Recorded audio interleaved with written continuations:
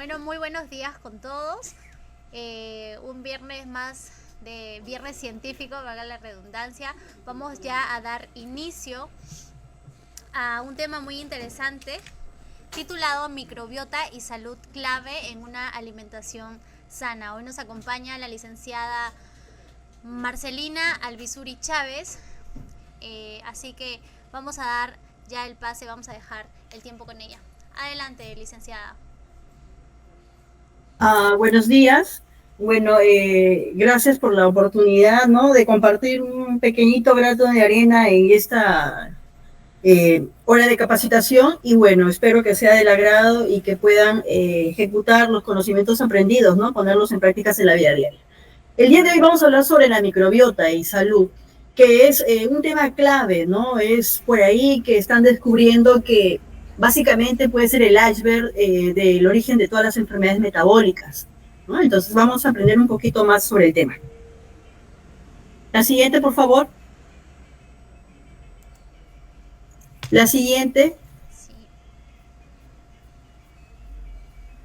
Vamos a ver qué es la microbiota. Dentro de lo que vamos a ver aquí, tratar, vamos a ver qué es la microbiota, ¿no? ¿Qué tipo de microorganismos están involucrados en este tipo de tema voy a tratar? Las funciones que involucran netamente a la microbiota.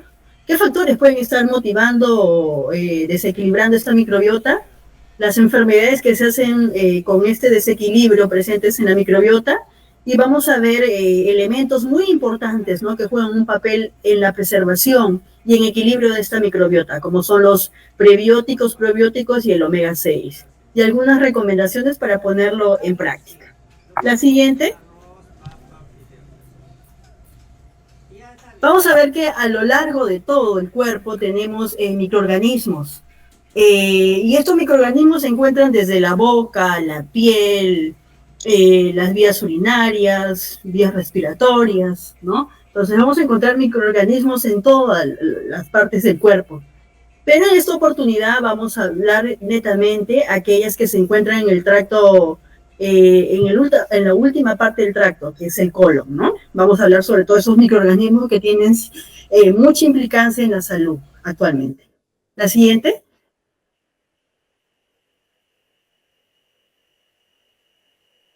Vamos a ver qué es la microbiota. La microbiota va a ser un conjunto de bacterias, pero no solamente bacterias, son virus, son hongos, ¿no?, que viven en el intestino en una relación de simbiosis, es decir, en una relación de armonía, ¿no?, con este huésped que somos nosotros. Entonces, ambos se benefician. La gran mayoría de estas bacterias no son dañinas para la salud y son beneficiosas, por lo que la microbiota intestinal es importante para el estado de salud del organismo. Igualmente se calcula que el ser humano tiene unas 2000 especies bacterianas diferentes, de las cuales solamente 100.000 pueden llegar a ser perjudiciales. En el ser humano, su importancia radica en la absorción de nutrientes y formación de un ecosistema complejo que se autorregula y se mantiene en equilibrio. Entonces, estas microbiotas realmente van a vivir siempre en armonía con el ser humano, ¿no? Entonces, ambos se benefician, tanto el huésped como ellas. Ellas se benefician de los nutrientes que le proporciona el huésped y ellas benefician al huésped con los nutrientes que van a desencadenar o producir. La siguiente. Vamos a ver que dentro de esta microbiota intestinal hay 6 filos importantes. Filos o familias. Entre ellos vamos a tener presente a los Firmicutes, los bacteroides de gran importancia, las actinobacterias, las proteobacterias, las fusobacterias, las verrucomicrobias, ¿no? Siendo entre ellos los Firmicutes y los bacteroides los principales tipos. Entonces, estos dos tipos de familia juegan un rol importante en el equilibrio de esta microbiota, ¿no? Son los géneros que predominan generalmente en el tracto digestivo a nivel del colon. La siguiente. A lo largo de la vida, esta microbiota va a sufrir cambios. Es decir, desde que nacemos, el bebé, al momento del alumbramiento, la mamá le va a transmitir microbiota al niño mediante el parto, ¿ya? Entonces, esta microbiota va a servir como una defensa, ¿no? Contra enfermedades en este proceso de crecimiento. Posteriormente, cuando el niño crece, esa microbiota se va a ver modificada debido a adaptaciones como la lactancia materna, que es muy importante en este desarrollo del niño, pero también a la introducción de fórmulas infantiles que van a perturbar o van a modificar esta microbiota. Posteriormente, el niño cuando tiene 3 años, se dice que su microbiota, sus microorganismos, vienen a ser en comparación a la de una persona adulta. Conforme vayamos creciendo en la adultez, esta microbiota también va a sufrir cambios, generalmente por el estilo de vida occidental, sobre todo la alimentación, donde hay exceso de azúcares, de grasas, que va a conllevar a la modificación de esta microbiota.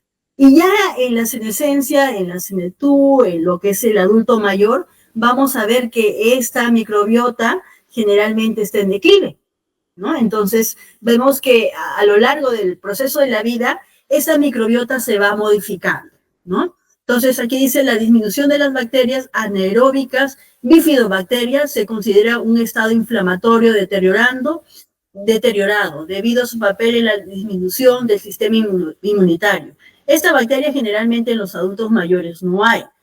Y esto, ¿por qué? Porque hemos visto que a lo largo de la vida hay diferentes etapas que involucran la modificación de esta microbiota. La siguiente.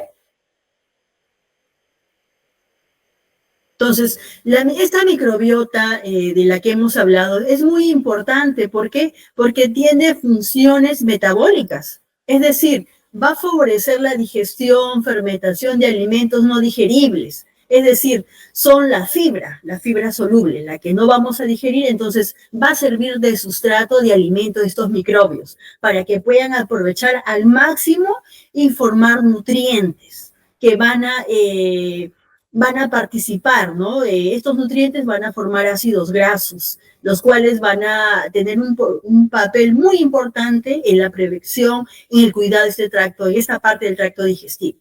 Igualmente, esta microbiota es muy importante porque tiene una función de barrera, es decir, va a defendernos contra los microbios, toxinas, ¿no? Que quieran ingresar a este tracto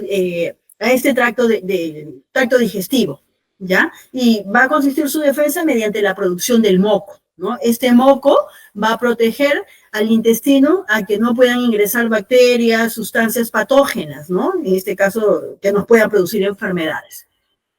Igualmente tienen una función de defensa, es decir, desarrolla un sistema inmunitario potente, ¿no? Entonces, de ahí vienen las defensas del organismo. Igualmente tienen la función de mantenimiento, es decir, ayudan en la maduración del tubo digestivo mediante el mantenimiento de la mucosa intestinal, mediante la producción de moco. Entonces vamos a ver que estas microbiota es muy importante porque es un sistema que está constantemente a la defensiva, ¿no? Protegiendo esta vía digestiva. La siguiente.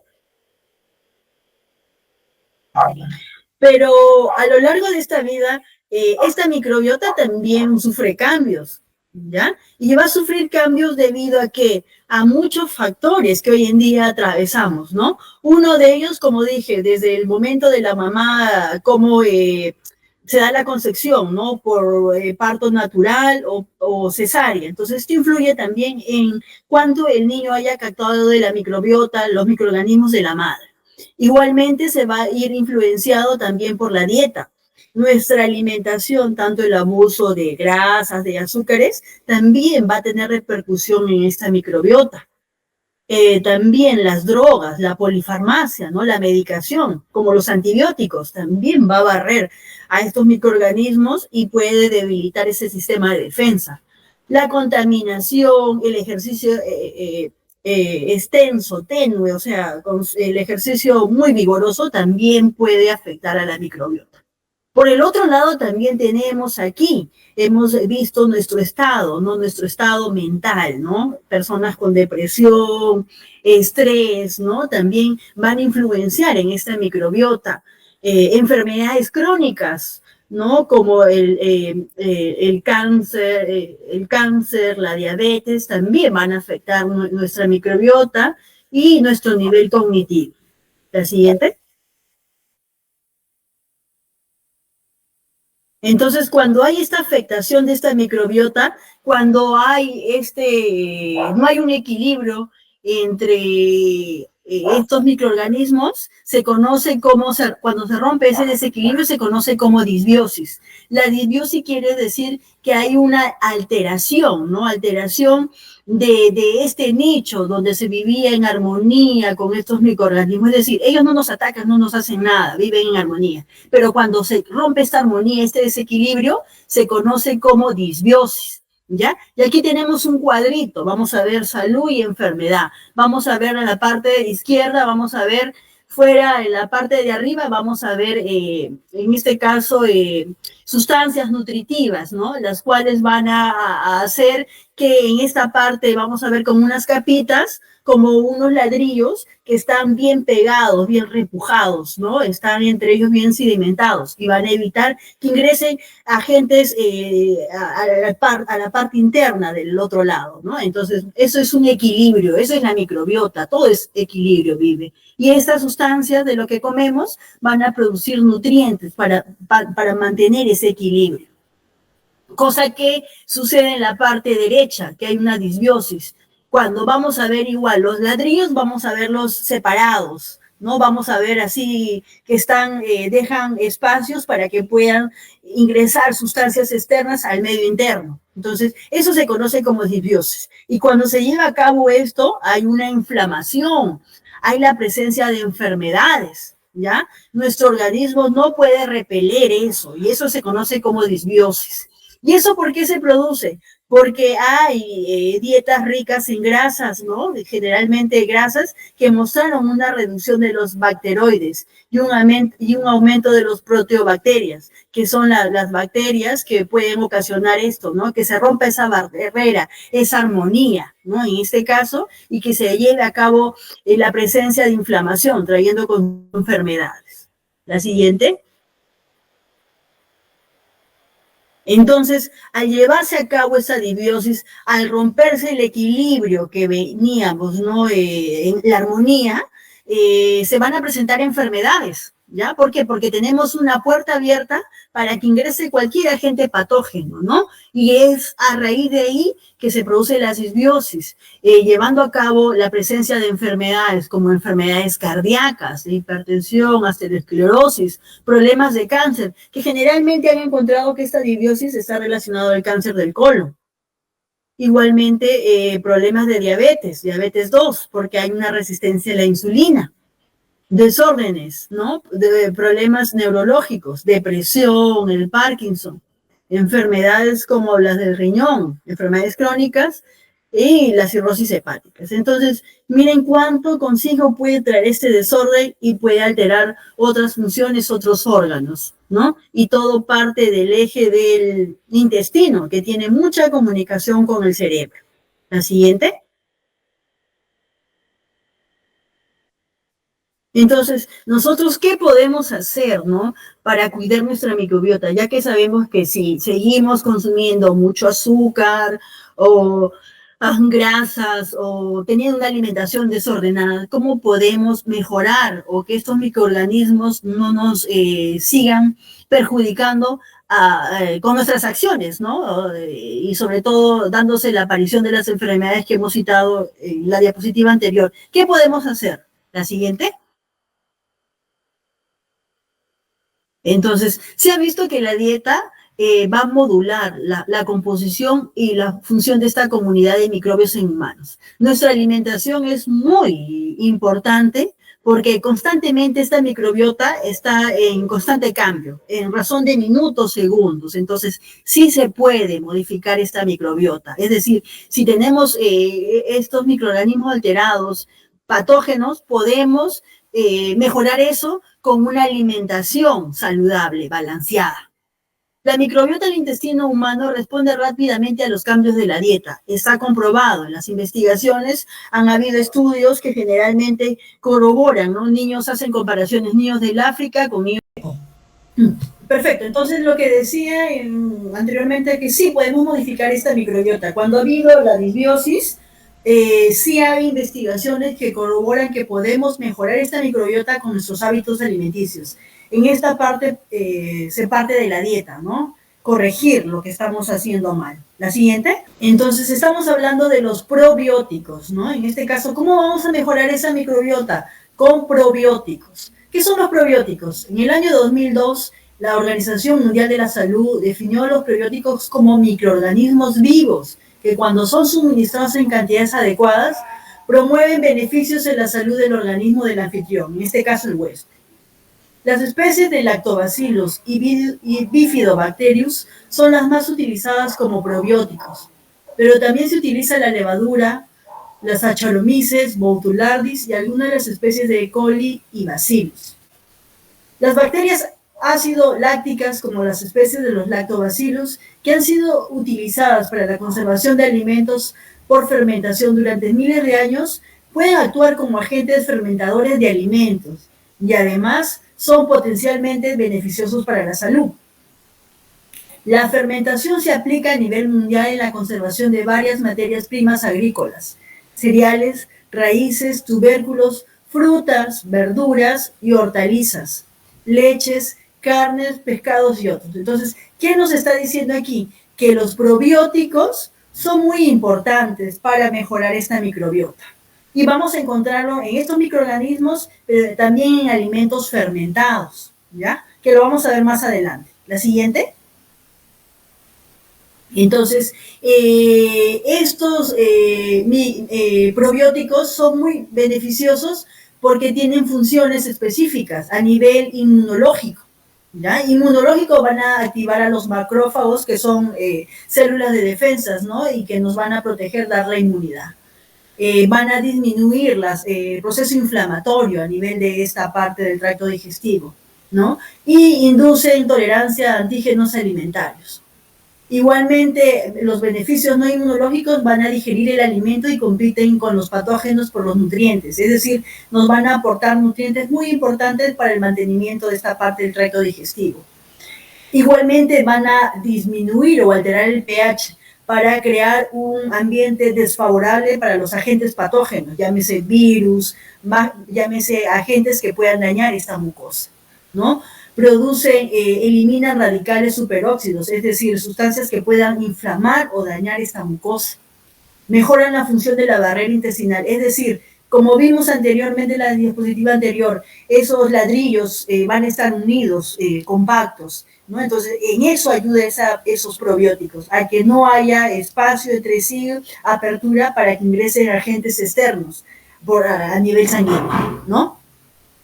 Compiten con los patógenos igualmente, ¿no? Y modifican las toxinas de los patógenos. La siguiente, vamos a ver, como les dije anteriormente, que vamos a encontrar en los alimentos fermentados, los probióticos. Muchas veces tenemos a la mano, por ejemplo, las aceitunas, que son alimentos fermentados. Entonces, tenemos muy buena fuente, ¿no? De estos probióticos en este tipo de alimentos. Igualmente en los encurtidos, en el queso, en el yogur. Y también últimamente se habla del kefir, también que es una leche fermentada, ¿no? Que tiene muy buena fuente de probióticos.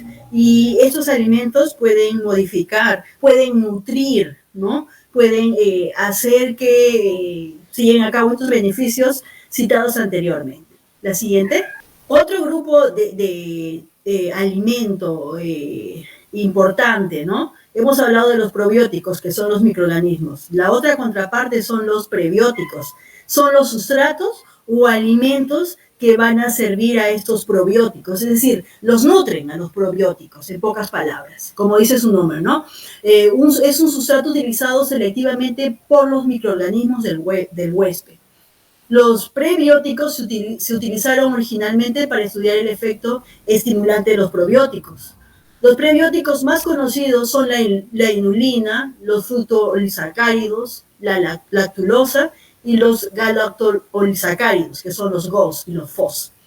Los prebióticos se utilizan principalmente para modular las cepas del Bifidobacterium y Lactobacillus, que producen ácido láctico y acetato, y para mantener la salud del huésped mediante la fermentación de prebióticos. Los prebióticos pueden estimular el enriquecimiento selectivo de los probióticos en el tracto intestinal. Pueden estimular el enriquecimiento selectivo de probióticos en el tracto intestinal, regulando así la respuesta inmunitaria y prevención de patógenos. Entonces vamos a ver aquí a la derecha, esto más que todo se encuentra los prebióticos en estructuras de los vegetales. Ya vamos a ver aquí una imagen donde generalmente los vegetales tienen capas muy resistentes, las cuales el ser humano no tiene enzimas para degradarlas. Y justamente estas sustancias van a servir de alimento a los probióticos. Estos los van a fermentar y a su vez van a producir sustancias muy importantes para la parte del tracto digestivo. La siguiente. Entonces, existen variedades de fibras. La clasificación es inmensa. No toda la fibra es utilizada por estos microorganismos. Hay que saber que estos microorganismos son selectivos, ¿ya? Entonces, generalmente el nutriente para estos microorganismos van a ser determinadas especies, o sobre todo fibras. Entre ellos tenemos los galactosódicos, los oligosacáridos y los mucílagos. Entonces, este tipo de fibra va a servir de nutriente, ¿no?, a estos microorganismos. Entonces, es muy importante que lo tengamos en cuenta porque podemos comer todos los vegetales que queramos, pero no todos van a tener la función para este grupo de microorganismos, ¿no? Entonces, hay que tenerlo presente. La siguiente. Entonces, vamos a ver aquí que los hidratos de carbono accesibles a esta microbiota, tenemos en este caso las pectinas, ¿no?, que vamos a encontrar en este tipo de frutas, ¿ya? Entonces, las pectinas, los fructos, oligosacáridos, la inulina, vamos a encontrar aquí. Vamos a ver frutas como la manzana, el membrillo, la naranja, el plátano, la cebolla, ¿no?, los espárragos, son muy buena fuente de estos nutrientes. Claro, son alimentos que van a servir a esta microbiota del tracto digestivo que se encuentra en el colon. Entonces, en este tipo de alimentos podemos afianzarnos para mejorar nuestra microbiota. Pero hay que tener también en cuenta que si a mí me dicen que yo debo de comer esos alimentos, no me debo ir al extremo, pues consumir en cantidades excesivas, ¿no? Entonces, porque en vez de cubrir un beneficio, también puedo estar estimulando mucha consumo de azúcares. Acuérdense que la fructosa es un monosacárido que se aprovecha con mayor facilidad, entonces hay que tener cuidado. La siguiente.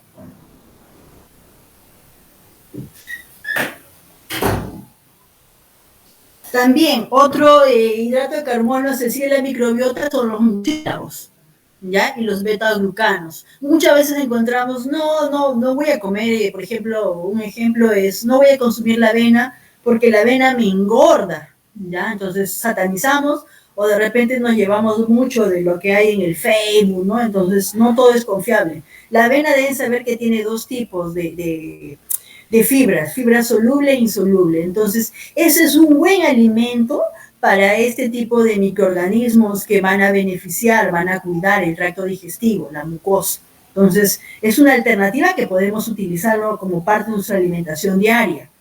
Igualmente tenemos aquí también a la chía, a la linaza. Entonces, esos alimentos son muy propicios para poder mejorar la microbiota que muchas veces se ve alterada por el tipo de alimentación, abuso de grasas, abuso de grasas saturadas, abuso de azúcares, abuso de sal, ¿no?, de sodio en la alimentación. La siguiente.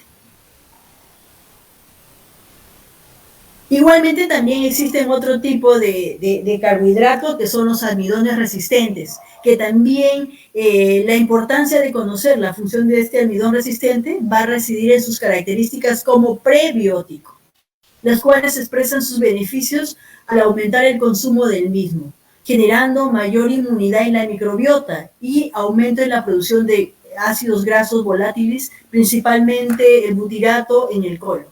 Entonces vamos a ver que estos almidones resistentes también el tratamiento mediante el calentamiento, enfriamiento de almidones comerciales en autoclave van a ser muy importantes, ¿no? Por ejemplo, aquí tenemos a la yuca, tenemos al plátano verde, al arroz, ¿no? El arroz, el tema es que no me engorda, el arroz pueden cocinarlo, pueden, luego del enfriado lo pueden refrigerar, entonces se ha comprobado y luego lo vuelvo a calentar. Se ha comprobado que se hace un almidón resistente y de esta manera sí sirve de sustrato para los microorganismos, ¿no? Entonces va a servir de nutriente a este tipo de microbiota. Igualmente tenemos aquí también a las menestras, ¿no? Que también sirven de sustrato a este tipo de microorganismos que van a beneficiar el intestino. La siguiente. Entonces se ha visto que esos alimentos citados, generalmente la localización de esta fibra fermentable tiene lugar en la parte del colon ascendente, ¿ya? Es ahí donde se va a realizar sobre todo la mayor captación, ¿no? A su máximo esplendor, su máxima absorción, fermentación de esa fibra, ¿ya? Por eso es importante. Entonces, es donde se localiza este tipo de fermentación. La siguiente. Entonces, mediante la fermentación de lo citado, de la fibra que les he dicho, va a traer consigo nutrientes importantes, como son el propienato, el butirato y el acetato. Entonces, cuando se ha fermentado esta fibra, hay sustancias que son muy importantes y estas sustancias van a realizar justamente la función beneficiosa para el tracto digestivo. En este caso, el propionato, ¿no? La sustancia como resultado de esta fermentación, va a inhibir la lipogénesis y la producción de colesterol, resultando un metabolito potencial para prevenir la obesidad y la diabetes. Aquellos, por ejemplo, que tienen problemas de colesterol, problemas de resistencia a la insulina, pues entonces, ¿qué nos dice esto? Que debemos mejorar nuestra alimentación con esta fibra soluble, fermentativa. ¿Por qué? Porque al fermentar esta fibra vamos a tener este compuesto que es el propionato. Y generalmente este insumo va a intervenir en lo que es control del colesterol, inhibir la diabetes. Igualmente vamos a tener también otro compuesto que es el acetato, ¿ya? El acetato. Entonces, el acetato, ¿qué función va a tener en esta parte? Va a ser un precursor, ¿no? En la síntesis de la gluconeogénesis, es decir, va a formar energía para esa parte del tracto digestivo. Igualmente, esta fermentación va a generar que haya más microorganismos beneficiosos para esta parte de este tracto digestivo. Y también tenemos al butirato, ¿no? El butirato es el defensor, es como el soldado que va a estar constantemente protegiendo esta vía digestiva, ¿no? Del tracto digestivo, esta parte del intestino. La siguiente. Entonces, aquí vamos a ver que el nivel de la producción del propionato está correlacionado con la abundancia de especies de bacteroides en el intestino. Entonces, esta fibra fermentativa va a producir que se reproduzcan especies de microorganismos muy beneficiosos para el tracto digestivo, ¿no? Se ha demostrado que la fermentación de fibra en el colon disminuye los niveles de pH, lo que puede contribuir aumentar la diversidad de la microbiota intestinal. ¿Qué quiere decir en pocas palabras esto? Que esta fermentación trae consigo variedades de microorganismos muy beneficiosos para este tracto digestivo, el intestino, pero a la vez también al disminuir el pH inhibe que los patógenos puedan ingresar al torrente sanguíneo.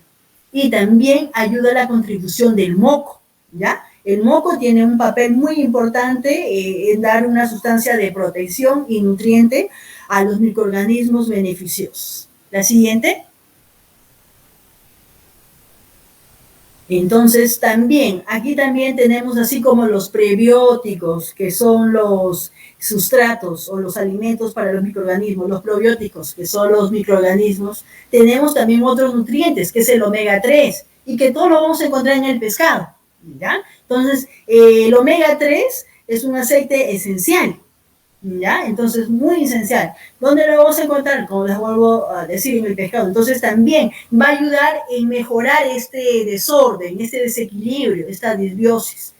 Algunos estudios han demostrado que las PUFA omega 3 pueden modificar la composición de la microbiota intestinal al aumentar el número de bifidobacterias que disminuyen la permeabilidad intestinal, ¿ya? Entonces, es decir, van a reparar a la derecha vamos a ver un dibujito, esta apertura que tienen estos como ladrillos, ¿no? Estos espacios. Entonces van a ayudar a mejorar esa inflamación.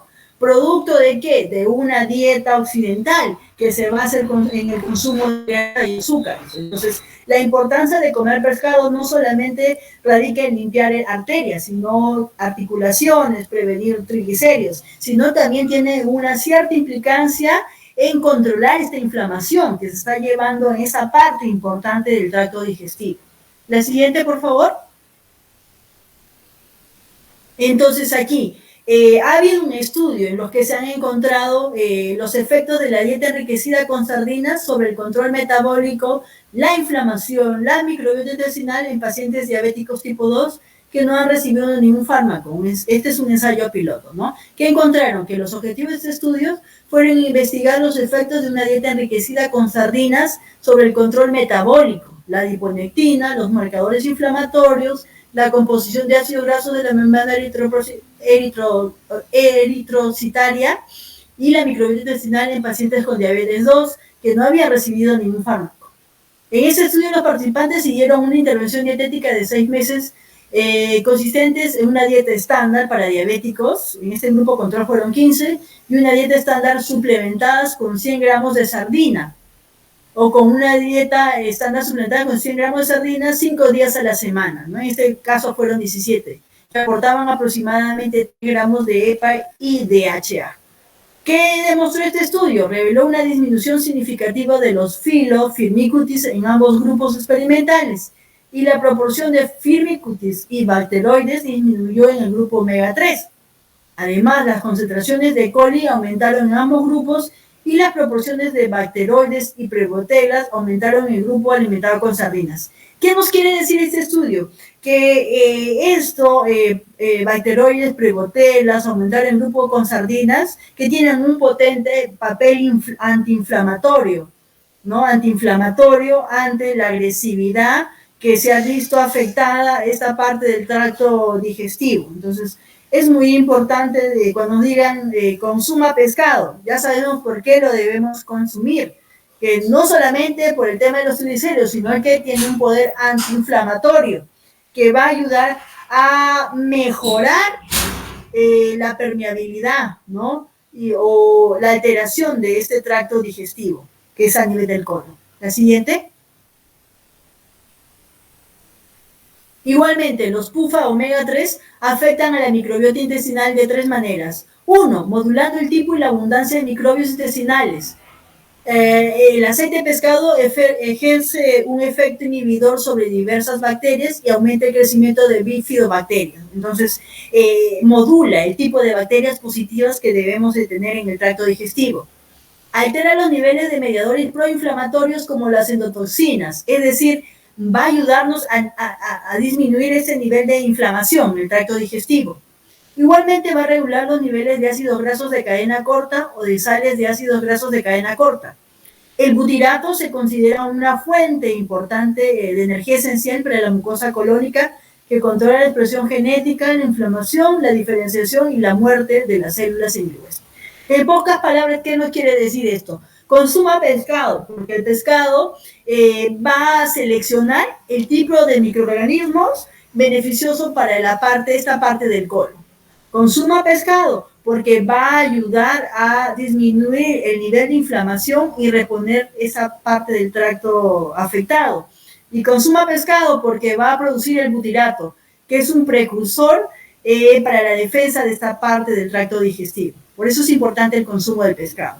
¿Y cómo podemos lograr esto? Consumiendo pescado 2 veces por semana, ¿ya? Que tiene una buena cantidad de EPA y DHA, ¿no? En todo caso lo estamos viendo aquí, 180 miligramos de EPA y 120 miligramos de DHA, sobre todo el pescado de color oscuro. La siguiente. Y por último, también se ha visto que tiene mucha modificación en la parte de la microbiota intestinal, la dieta mediterránea, ¿no? Se ha visto que también tiene un papel muy importante que contribuye al mejoramiento de esta microbiota. ¿Por qué? Porque tiene vitaminas que son muy ricas en antioxidantes, también tiene las grasas monoinsaturadas a través del aceite de oliva, ¿ya? Las frutas, verduras, ¿no? Entonces, el vino, ¿no? Polifenoles. Entonces, es muy importante que también poco a poco involucremos este tipo de dieta o lo adaptemos en nuestra alimentación. Una dieta que se basa en frutas, verduras, menestras, ¿no? Poco consumo de carnes saturadas, pescado, consumo de pescado, de aceite de oliva. Entonces, que también pueden tener un papel muy importante en la función de esta microbiota intestinal. La siguiente. Y por último, ¿no? ¿Qué nos llevamos a casa, no? Que no deberían faltar en nuestra alimentación los prebióticos y los probióticos, que son muy importantes. Unos son los microorganismos y los otros son los sustratos del alimento de estos probióticos, los cuales van a hacer que haya diferente tipo de microorganismos muy beneficiosos para este trato digestivo. Igualmente, la fibra debe ser la suficiente, porque hemos visto que estudios que analizan el efecto de esta fibra tienen un papel muy importante, ¿no? En la protección de la parte del colon. También igualmente se hace referencia a los polifenoles, que vamos a encontrar sobre todo en los polifenoles en la cebolla, en las frutas, las verduras, en el vino, en el café, ¿no? Que demuestran también que tienen un papel muy importante en el desarrollo de estos microorganismos en el tracto digestivo. Y sobre todo, hay que consumir alimentos menos los que son los ultraprocesados, ya que van a alterar nuestro entorno microbiano, ¿ya? Y que a la larga van a no solamente llevar consigo el problema de sobrepeso, sino la aparición de enfermedades como la resistencia a la insulina, la obesidad, problemas de cáncer. Entonces, hay que tener esto presente para tener un tracto digestivo saludable, ¿no? Y prevenir la aparición de estas enfermedades con cosas básicas. Bueno, espero que haya sido de gran ayuda este poquito de conocimiento y que, sobre todo, ¿no? Por ahí introduzca alguna modificación en nuestros hábitos alimenticios. Muchas gracias, licenciada, por compartirnos este tema. Hemos podido aprender un poco de los alimentos, algunos alimentos beneficiosos e importantes para nuestra microbiota, ¿verdad? Ahí James Moreno nos ha dejado un comentario, dice muy importante para mejorar los síntomas del TEA. No sé si hay algún otro comentario, pueden escribir ahora para que la licenciada pueda resolver su consulta. Muchas gracias, dice Marta Eugenia Aguirre. Gracias a ti, Marta, por conectarte. Bueno, si no hay alguna consulta más, los esperamos el próximo viernes científico y que tengan un lindo día a todos. Hasta luego.